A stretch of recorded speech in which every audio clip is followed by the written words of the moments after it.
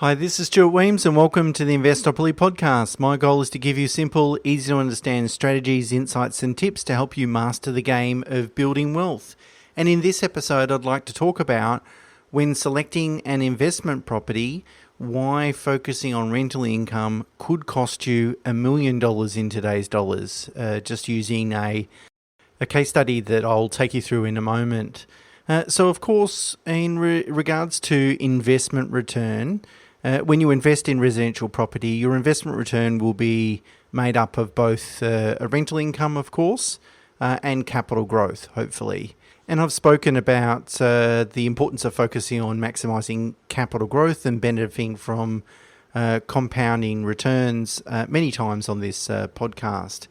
However, often investors are tempted to focus on income, particularly when selecting a investment property asset, as of course they seek to, minimise the holding costs associated with investing in property. And my thesis is this is a mistake and can lead to quite a substantial opportunity cost. As I said, the case study that I worked through, it's $1 million in today's dollars. Now, I think the reason that people incorrectly focus on income could be due to a couple of things. Maybe they don't fully understand the consequences of that focus. So that's what I'm going to talk about today.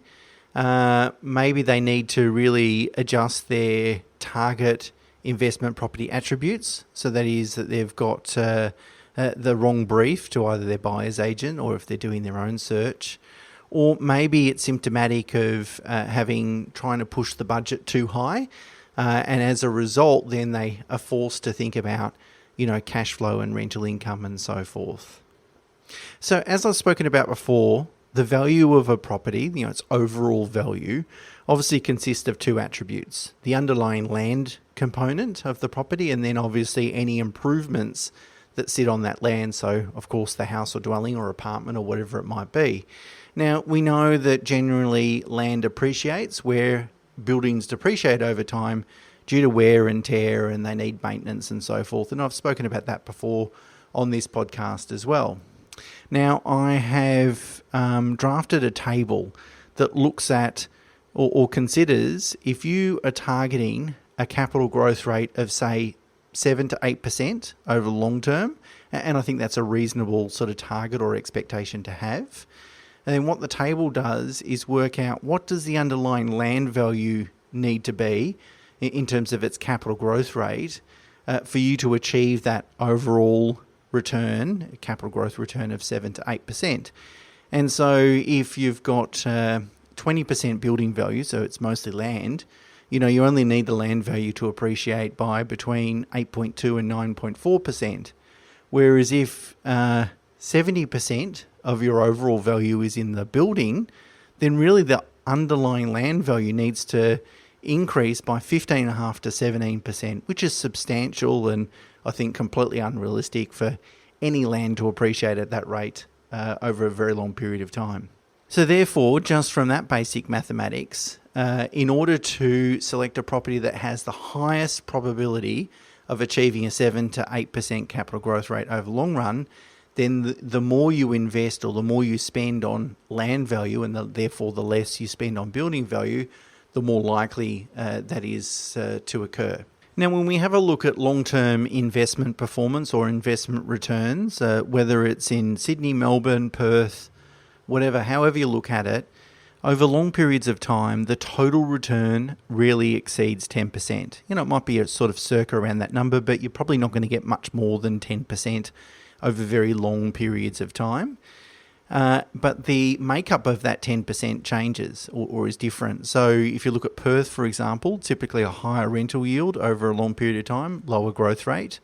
If you look at Sydney, it's the reverse. You tend to have a lower rental yield and a higher growth rate. The total return on in both those capital cities, however, is materially close to 10%. Now, it makes sense that a property that generates a higher rental yield is likely then to generate a lower capital growth rate, because obviously the rental yield is really driven by the quality and size of the accommodation, the actual dwelling. And so the more that you spend on the dwelling, or the better that is, the lower the value of the land, and therefore the lower the capital growth rate. Now, of course, an investor can manipulate the components of their return by targeting, different properties. So if they want, high income, low growth, they can go and buy a brand new property or something that's very heavy in building value. If they want high growth but low income, focus on very land heavy properties, for example.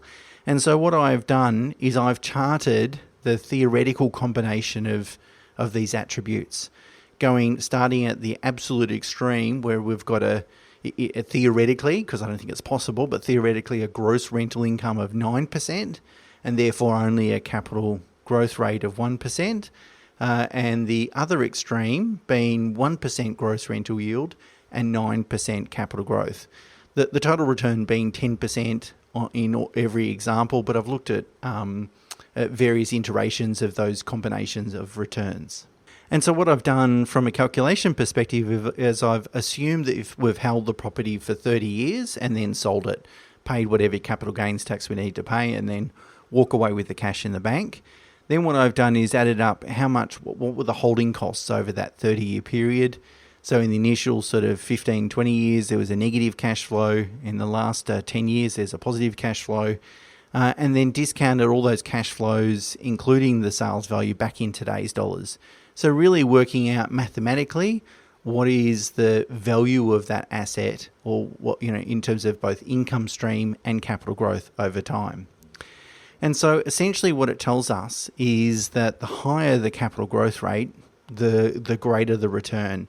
And it can be significant. So for example, instead of focusing on a 4% yield and therefore a 6% capital growth rate, you're better off to focus on a 2% yield and therefore an 8% growth rate, and the difference is almost $1 million in today's dollars.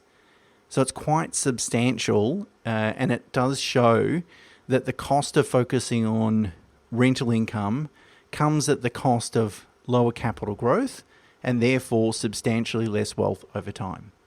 Now you might say, that's great, Stuart, that's good analysis, but income is actually really important to me because I do want to defray some of the costs of holding on to an investment property, particularly, I guess, in a rising interest rate environment. Well, my response to that would be, that's fine. Make sure you refine your budget and spend as much money as you possibly can to buy the highest quality asset. And the highest quality asset is an asset that's predominantly land value in the best location that you can afford.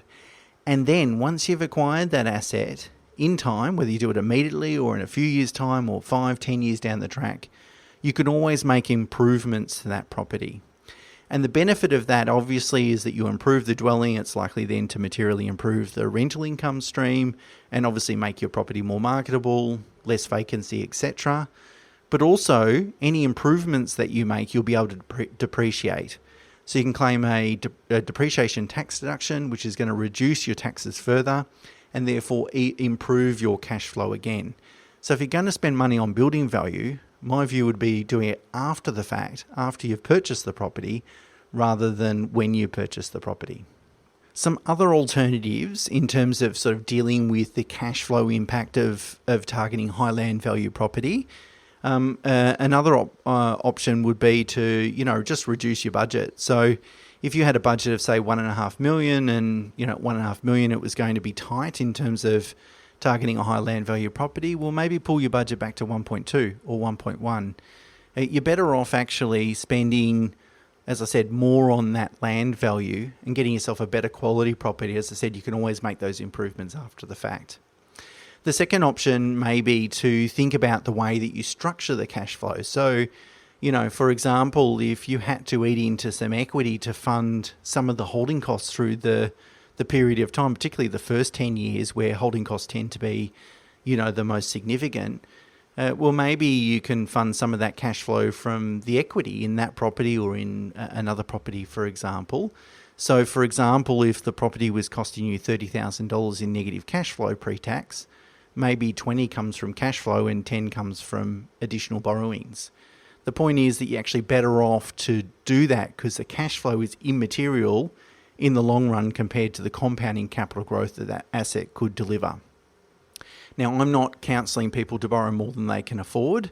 I'm just really inviting people to think about how they're structuring their cash flow so they can still achieve their aims. So whether that, if they want to still make additional super contributions and those sorts of things, it's really about, the mix of how you attack that cash flow. Now, finally, just a word of warning in respect to advice you may receive from buyer's agents. You see, I think buyer's agents are relatively conditioned to believing that for most investors, income is important. And that's probably mostly driven just by their experiences. Uneducated investors coming to them and saying, look, I want a high yield as well as high growth. And we all know that's fundamentally just not possible. And quite often then I find the buyer's agents will really have or give or add a lot of weight to the rental yield consideration. If I was doing that job, so if I was a buyer's agent, I would prefer to take a different approach, which would be to kind of educate my clients about how important capital growth is and how in the long run that's going to generate a hell of a lot more wealth than a small increase in rental yield. And then refine my client's budget and their investment brief to ensure that I buy a property that fits both those things. So that is both affordable to my client but is still a good investment grade property with a strong land value component. So just be mindful about where you're taking advice from and the foundation of that advice. Unfortunately, there's a lot of advisors out there, whether they're buyer's agents, investors, financial advisors, that really just don't understand this asset class well enough and really don't understand these fundamentals are really just rooted in basic maths and sound logic. And so it's really important that you understand where that advice is coming from and really framing, what are the attributes I'm after with respect to an investment property purchase is critical. And really in this situation, or this case study proves, it's literally $1 million decision. Now, before I leave you, just a gentle reminder, if you do enjoy the podcast, please share it amongst family, friends and colleagues if you think they're going to get some value from it. And wherever you listen to your podcasts, if you could leave a rating or review, that would be fantastic, as it certainly helps the ranking. Thanks in advance. Until next week, bye for now.